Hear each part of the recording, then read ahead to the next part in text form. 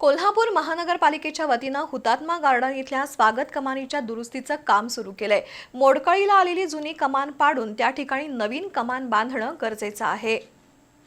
कोल्हापूर महानगरपालिकेच्या माध्यमातून हुतात्मा गार्डनमध्ये कोट्यावधी रुपये खर्चून रस्ते, फुटपाथ, ओपन जिम, बैठक व्यवस्था आणि लॉन तयार करण्याची कामं सुरू आहेत।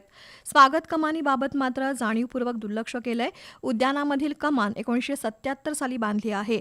ऊन, वारा आणि पावसामुळे ती जीर्ण आणि कमकुवत झाली आहे।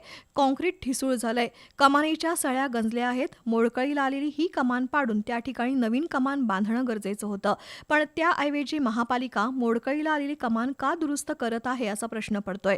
हुतात्मा पार्क गार्डनमध्ये येणाऱ्या नागरिकांनी महापालिकेच्या या टगेगिरीचा निषेध केलाय।